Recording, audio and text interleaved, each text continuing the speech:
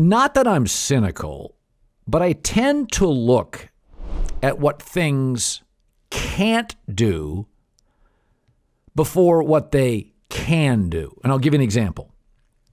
When Zoom came out, right, we go into a pandemic and everybody loves Zoom. And I bought some early stock and then I sold it. And I don't even know what the stock price is. And everybody looked at it and thought, oh my God, I can work remotely. I don't have to leave the house. And my takeaway is, yeah, but it can't give me perfect audio like having coffee at Starbucks. It's impersonal. It goes in and out. You become very tech dependent. And the other thing is about Zoom is I like to leave the house. People gain weight during the pandemic because they didn't leave the house. When I go to work every day at Fox, I'm moving around. I'm walking between breaks. I'm going to the bathroom. I'm grabbing a coffee. I'm moving. I'm walking upstairs.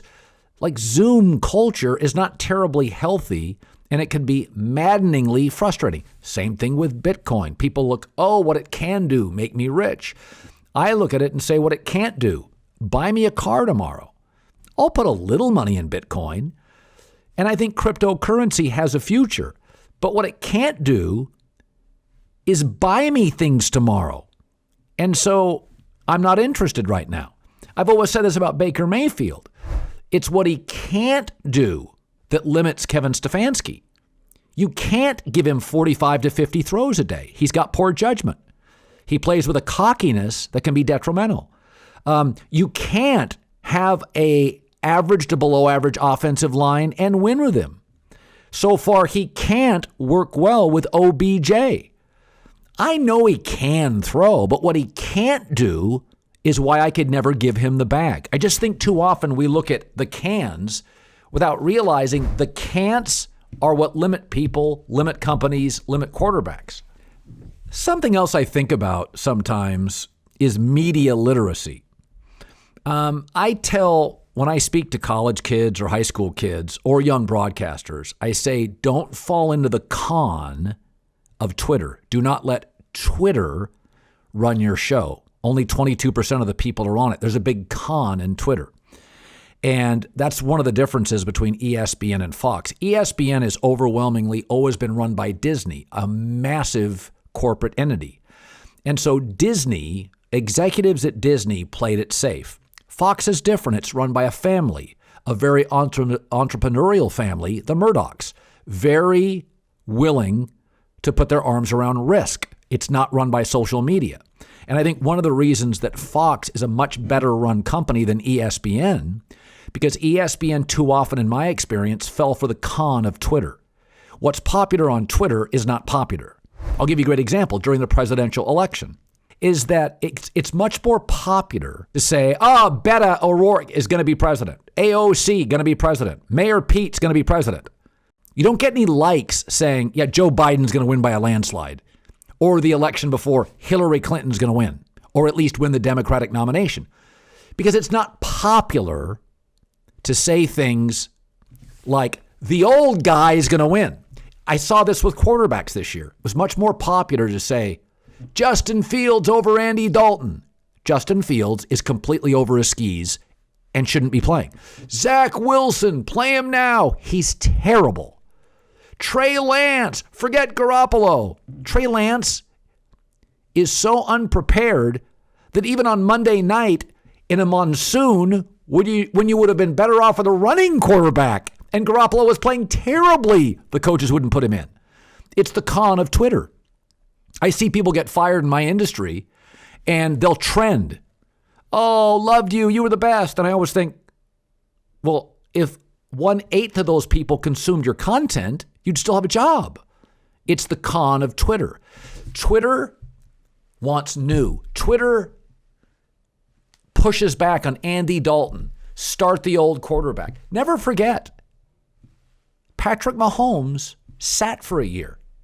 Oh, it's interesting. That worked pretty well, didn't it? Yes. It's okay. If you have a competent veteran quarterback, you would always have an Alex Smith level player start over a young quarterback.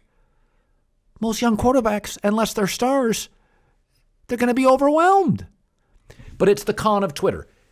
Nobody wants to hear the incumbent is going to win, the old quarterback is better, or the reason that media person lost their gig, they weren't really popular. They had no following.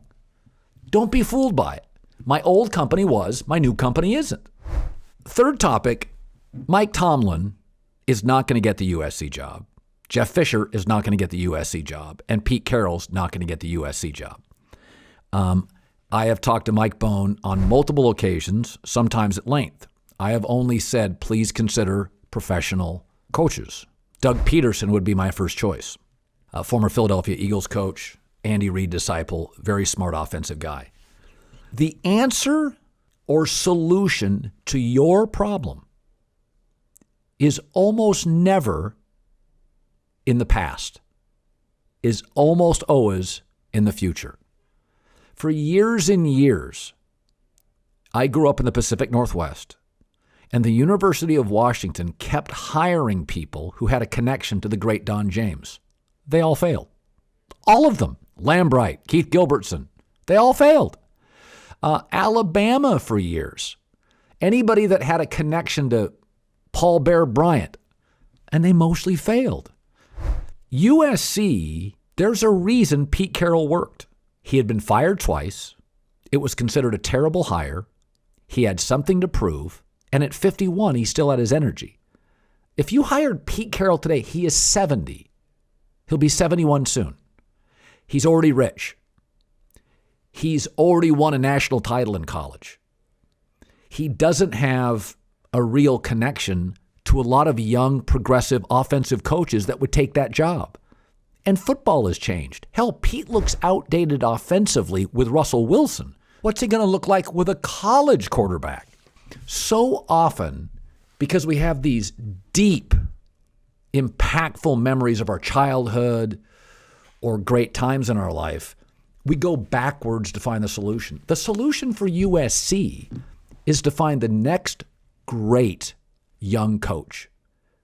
That's what the Rams did with Sean McVay. That's what the Packers did with Matt LaFleur. Okay, that's what the Chargers in Los Angeles did. That's what the Bengals did with Zach Taylor. There's great coaches out there. It's nothing against Marvin Lewis. He's a defensive coach. He's in his mid-60s. He's not the answer for your NFL team. So as USC looks for a job, folks, the game has changed dramatically. Jeff Fisher, Pete Carroll are dinosaurs offensively. I like both. They're dinosaurs. That's not the answer.